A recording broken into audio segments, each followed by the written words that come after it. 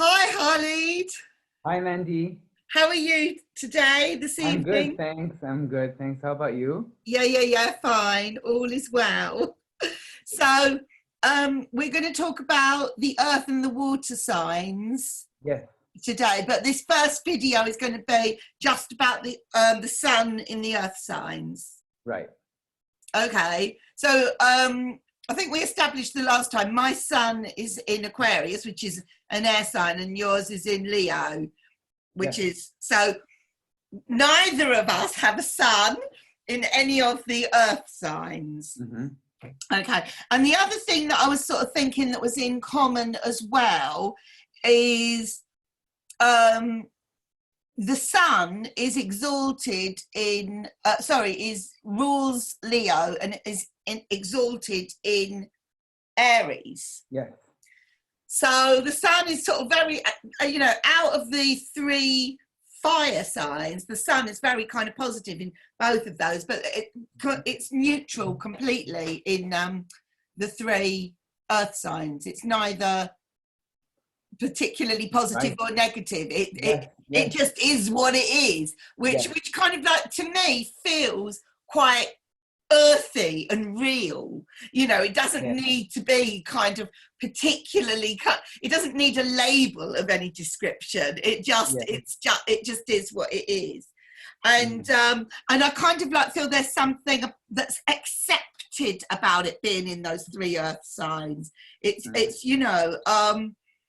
the earth is, the planet earth is what it is because of our distance from the sun, because we are like the perfect distance to have the right temperature and the right environment to kind of create and sustain life.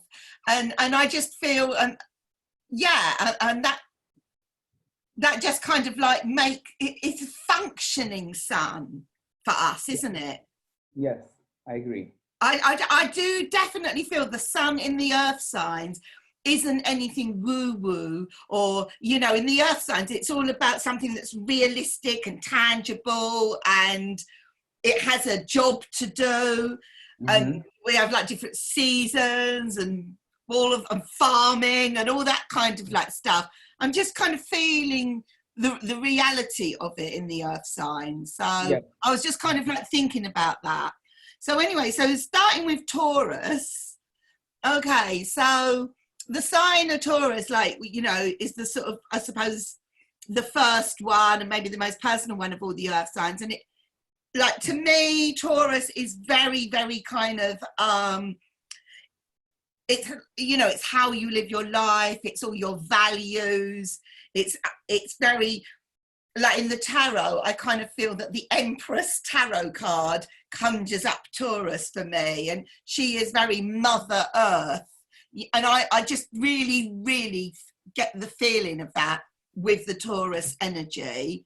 I know she's kind of more Venus, but I still think she kind of represents the planet. And, Well, yeah. um, Venus does rule Taurus, right? pardon? Venus does rule Taurus, right? Venus rules Taurus, but yeah, I Mm-hmm. feel the sun the sun being in Taurus. I know Venus is the ruler, but I kind of like feel there's a bit of a relationship going on between the sun and Venus in Taurus somehow. I don't know. I don't know if you kind of like feel that as well. Sun and Venus and Taurus. Well, I just kind of like feel the sun being in that sign. It is all about this planet. It is all about the earth. It's about the flowers growing and and the environment and all that sort of thing. I'm just, I don't know. I just kind of like naturally pick up on that with the sign of Taurus, and with the sun kind of like being like who you are. I think Taurus people are quite earthy sort of people. I think they like food. They like eating. I think they just appreciate. There's a sort of gratitude going on there, I think, with Taurus. Yeah. And there's I see where you're coming from. there's an There's also, abundance thing going on. yeah, there's also something that it just actually recently occurred to me that I think is important to consider. when we're thinking about how comfortable a planet is in a sign, which is the perspective that comes down to us from Hellenistic astrology. And so, for the most part, most planets are comfortable in either cardinal or fixed signs, so signs that initiate kind of actions or like initiate or work on an initiatory kind of energy or preserve the energy in a fixed way, or they work exclusively with mutable, highly changeable energies. Okay, so you'll see like Okay. Jupiter and Mercury are the only planets that rule mutable signs, and all the other planets rule Oh, I see. one Either the cardinal, cardinals or the one fixed. card, Oh, yeah. okay. And the luminaries, the sun rules the fixed sign of Leo, and the moon rules the cardinal sign of Cancer. So talking about sun in Taurus, there is a correspondence, right? Considering that the sun's natural home is Leo, which is a fixed sign. So Oh, the I fixed see. nature of Taurus, I think, makes the sun comfortable, right? It kind of allows, it gives the room for the sun to express and materialize Uh-huh. it, its natural leaning towards stability, right? But Yeah. on the other hand, we need to take account of the classical attribution, the gender attribution for the sun, which is that it's masculine. Like it's the yang to the moon's yin, right? Yes. Yes. Whereas the earth and water elements are feminine, right? Yes. Uh, Yes. Yes. yes, yes. So we need to consider like, That's true. yeah. So you can see that in like in the air and fire signs, um, the the sun's energy, you can kind of imagine it as being more easily expressed in an outward way, Yeah. right? Rather than in an inward kind of conservative way that focuses more on, let's say, the health of the body or like the state of the emotions, right? There's something more, a bit more abstract about fire and air. And I think the sun signs, and because of that, like the sun signs when they are in the sun, when it's in a fire sign or an air sign, works at a slightly more abstract way, right? Okay. Yeah, yeah, yeah. Hmm. Mm-hmm. Yeah. Well, I suppose so. Based on that, I would say then, if the Earth is Mother Earth, which I think is very like to me screams out in the sign of Taurus, particularly of the three Earth signs, it's almost like then that Mother Earth sort of embraces this sun. Yeah, do you know what I mean? It's kind of Yeah, yeah. So I almost feel the Earth is not the Taurus sign. It can hold its own um, with yeah. the sun Mm-hmm. rather than kind of be dominated by the sun. Mm-hmm. I know we are dependent on the sun, the actual planet, but I just feel the Earth is quite established. It's been here so many years, and it's evolved and developed, and all of Yeah. that sort of thing. Yeah. Um, I mean, I wonder what the sun thinks of the Earth. I mean, we can get what the Earth makes of the sun, because Yeah. we are inhabitants of the earth. But yeah, I was just trying to think of it like the other way round. But yeah, I kind of like, I definitely do feel that the Taurus energy is a fixed energy. It's a very, I think it's a deep rooted energy. Also, that like the Taurus is to do with how we make our living. It's to Yeah. do with money. It's to do with our values. All of that. All of that sort of thing. But it's all very realistic. There's nothing about this for me that is kind of like you say abstract or anything. It's practical and realistic, and Mm-hmm. everybody I think should make it their business to find out where Taurus is in their Yeah. chart, whether they've got the Yeah. sun in Taurus or not. I kind Yeah. of think it's a very important part of everyone's chart because it's fundamental. And I think that the way you just explained it really makes it easy for us to understand why the classical astrologers considered the moon to be exalted or dignified in Taurus, right? Oh, Because we'll get to the moon on the next yeah, video. But yes, yeah. Hold that thought. Come back to that actually. yeah. Yeah. And make that yes. Yeah. Okay, so moving on to Virgo, the sun in Virgo, which is also obviously the next of the earth signs. And this is mutable earth. So isn't Mercury, because you were saying nothing is exalted in the earth signs, is that what you were saying? But Mercury is. No, I was saying there are only two planets that rule exclusively mutable signs. So Jupiter rules Sagittarius and Pisces, Mercury rules Gemini and Virgo. Oh, okay, right, okay, yes. So that means the character of these two planets lends itself to mutability more than the Sun or Mars or right. Saturn. Whereas the sun is a more of a sort of a fixed kind of like entity. Fixed or cardinal because it's exalted in Aries. Yeah, all right, yeah, I get what you're saying, yeah. Mm-hmm. But I do think that people who have got the sun in Virgo, I think by nature they are into being sort of like organized and organizing things. I think they can be good workers. I kind of think I see them as being busy. I don't see Virgos as being, I think this mutable energy, it's kind of like, we'll just keep them on the go. But I feel it, they're practical and they're busy. And I think they can be quite fussy and quite pedantic, but they can also be quite kind of caring for other people as well. I don't see Virgo as being as personal as Taurus. Like Taurus is to me like about your own, it's like your own values, your own things, your own business, whereas I feel Virgos will be concerned with other people's business as well, and caring for other people as well as themselves. And I think that is by nature. So I kind of like feel a person, and funnily enough, I do know two people very well that have been in my life who have got the sun in Virgo, and both of them have actually been, dare I say it, and they if they heard this, they'd know I was talking about them. They can be people pleasers.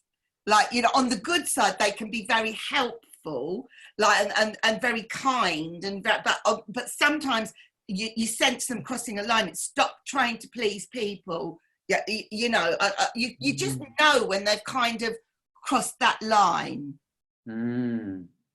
That's interesting. I know several Virgos, and I have quite a few Virgo friends. That dynamic I haven't encountered, but what I've encountered consistently is a very high attention to detail. Yes. Which has its, I think it has its positive and it's maybe it's like sometimes overwhelming kind of aspect. Yes. Right? It helps them kind of make whatever environment they're in like beautiful, and organized and smooth, right? And also it gives them kind of very high work ethics, right? Another thing, another characteristic of Virgos, which explains their connection to the sixth house of the zodiac wheel, the house of service, right? Is they are kind of naturally inclined to be of help to other people. Yeah, right? Do you think Virgos are nurses and that kind of thing? I kind of do see that in that sign. Yes. Because that's quite vocational, isn't it? A nurse. So I'm thinking that they're doing that because it's who they are. Right. But I guess other occupations I could see. I mean, and any occupation that contributes to the public good, and that requires a kind of a high level of attention to detail and and an ability to kind of discriminate, right? So I've known good psychologists who are Virgos. Yes. I know at least one really good journalist who is also a Virgo, right? And both professions require high level of attention to detail and Yes. discrimination, and they both serve other people. Yes. Yeah, yeah, Yeah. yeah. But I mean, even when they're working, and I know another Virgo like is a really good example of this. Like even when they have a more conventional kind of a conventional occupation that's more reflects the spirit of capitalism, like just a high-paying job, let's say, Yeah. right? Let's say in a hedge fund or in a kind of whatever, in large holding company, they bring with them very impressive work ethics that just make them very distinguished in their jobs and among their colleagues. I definitely feel that Virgos are generally, by nature, very employable. Mm-hmm. If I was an employer, I would, and I saw the person was a Virgo, Yeah. that could get them an interview. Yeah. Put that on their, on their CVs. Yeah. Uh-huh. I think they would be very employable, and I think they'd be very meticulous as well. Yeah. And it was very interesting. Like years ago, I used to work in a travel agent, and I worked there for sort of quite a few years. And there were certain people who were very, very kind of efficient. Like they never made mistakes. That they were very thorough. I mean, I wasn't doing astrology then, but I wouldn't be that would be my perception of a Virgo, or I would say they've got Virgo somewhere very prominent in their chart if their sun isn't in it. Whereas there was one other person that I remember stood out in the travel agency who was wonderful salesperson, who was great with all the clients, big personality, but their actual paperwork or whatever always had to be double checked, and there was always like little mistakes and things. So it's just different strengths, isn't it? Yes. And I do see that, I do see a very big role in life for the Virgo person on the positive side. I think they're very useful beings. Yeah. That's my take on Virgo. It is all that detail. And I would say like the downside, if they've got like bad aspects or whatever, would be OCD, like perfectionism, that driving themselves nuts. Yeah, that is something I've witnessed. All of that, unnecessary stuff. And I know, like, because we do tarot, sometimes I see, like, say, the Page of Coins or the Page of Pentacles.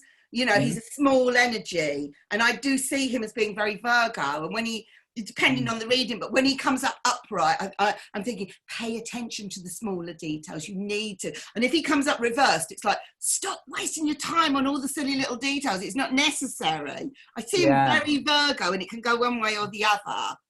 Also comes up as the Queen of Pentacles as well, right? Because she's kind of like, she's lovely. Yeah, she is. And serving, yes, I would agree.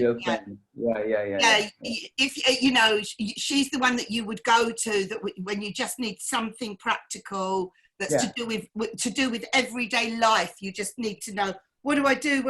I'm alone in the house and there's a great big spider. What do I do? Yeah. Queen of Pentacles would just calmly sort of talk you through it.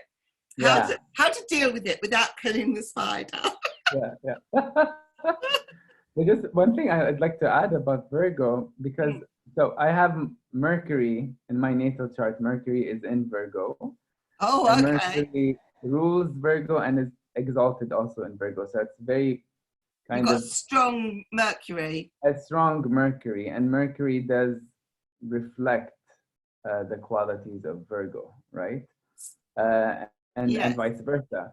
And one thing I notice about the way that I work which you could say has its advantages and disadvantages, is I feel like I'm not really doing my job properly unless I'm really paying attention, as much attention as I can, to details. And details for me mean context in the broadest possible sense, Mm-hmm. right?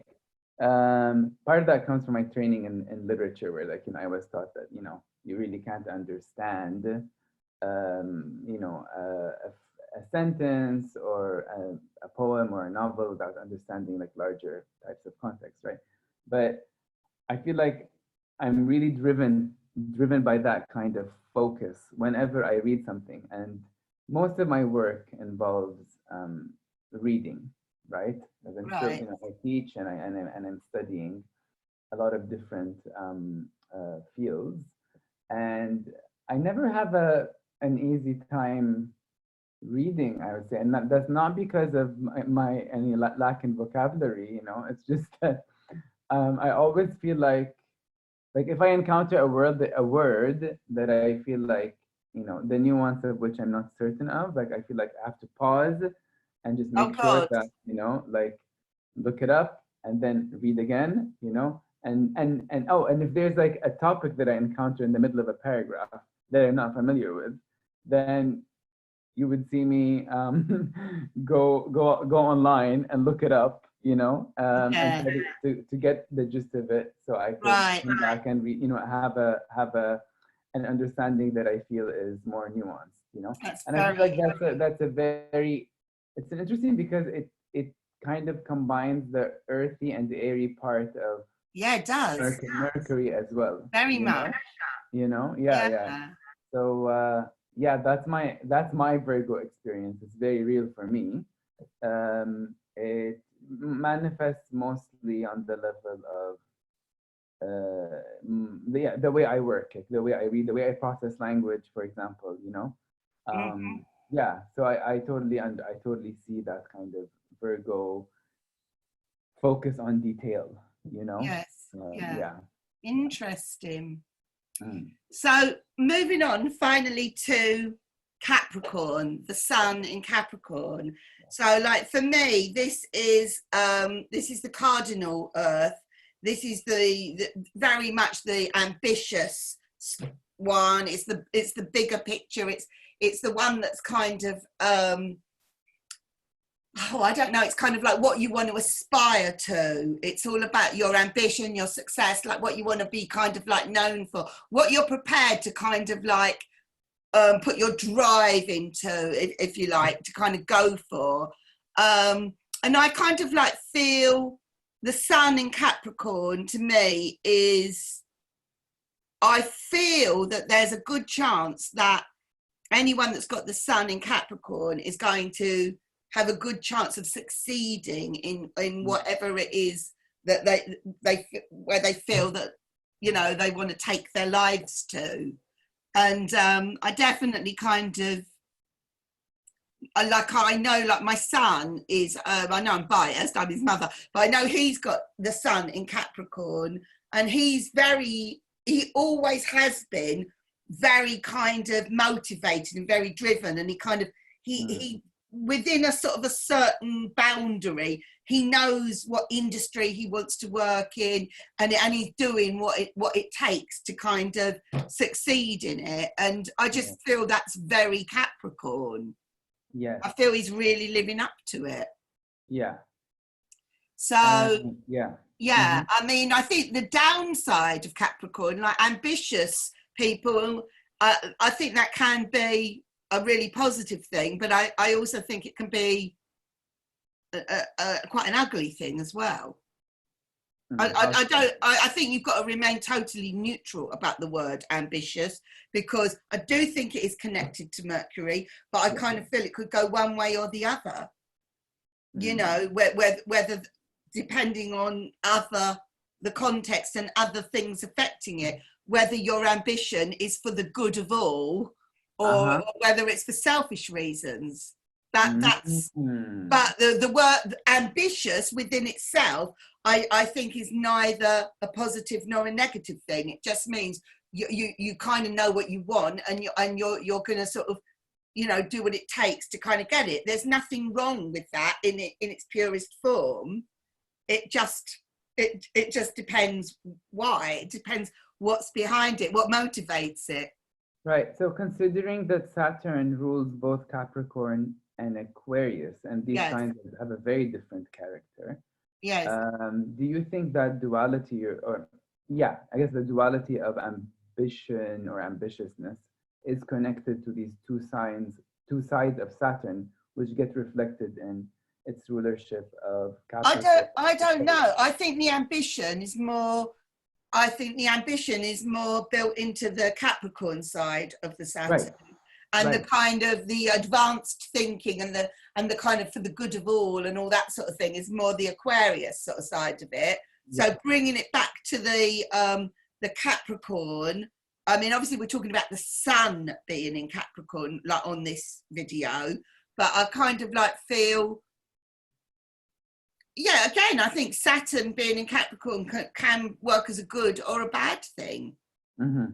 You know, it could, knowing the limits and knowing the boundaries and knowing what you do and you don't cross can be a good thing.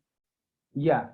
You know? So it would depend also on what type of social structure the Capricorn sun person is living in at that particular moment in history, right? Well, that would probably apply to all of the signs though, wouldn't it? Well, whether it's bringing out the best in them or the worst in them. Right. So if you think, okay, let's assume we have someone whose sun is in Capricorn and whose Saturn has either a conjunction like with the sun in Capricorn, or is in a trine, some kind of like aspect with the sign, right? With the sun in the sign. Yeah. I could see that as kind of giving an additional push for that person to conform to the social structures in place. Definitely. Right? And to kind of tailor their work and their work ethics. Yeah, definitely. To the social structures in place. Well, I mean, you know, you're going to get a 12th of the population, let's say, all born under the sign of Capricorn. And let's say a large percentage of them live up to being ambitious within their own right.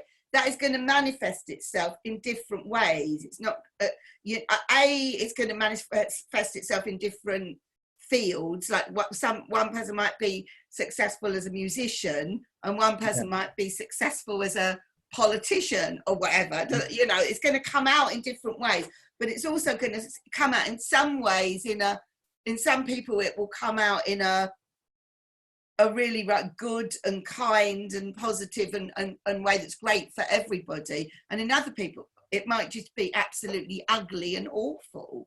And selfish. So, you know, that's why I'm saying I think you have to remain neutral at the point of saying this person has got the sun in Capricorn. I just feel that the fact that they've got the sun in Capricorn, I feel they've got a good chance in life for their own sake of being quite successful in whatever it is they, you know, way they go. And the rest of the details depends on all sorts of other things, including absolutely, like you said, about the environmental things and the rest of their chart and who they might meet, life, you know.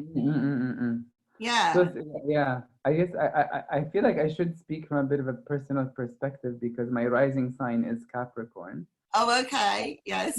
Yes. And so Capricorn being ruled by Saturn, you can understand why it would clash with the Leo energy a bit, because Saturn rules Aquarius as well, which lies opposite in the zodiac wheel, lies opposite Leo, right? Yeah. So I mean, there's clearly some characteristic of Saturn which is not easily compatible with the sun, right? The sun would be more spontaneous and more kind of about like expressing desires within and kind of trying to manifest them, whereas Saturn is more like about restricting personal, Yes. the personal That Saturn's vibe, you know. sensible in a way, isn't it? Yeah, restricting it and kind of maybe, you know, forcing it to conform to structures in place, particularly when we're talking about Capricorn, right?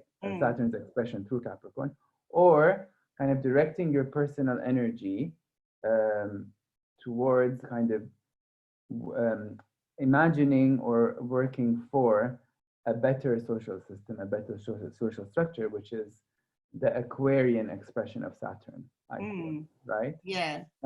So me having Capricorn rising, I feel I have felt and I still feel that, you know, I'm always pulled in like contrary directions, right? I feel like part of me wants to, or part of me feels like I should respect social conventions and I'm pressured to, you know, and that it's important to kind of behave properly and not be seen as, you know, as very much as a rebel. And another part of me just is like even annoyed with myself for having those feelings, you know. Part of me just wants to be myself and you know, throw everything else against the wall, you know.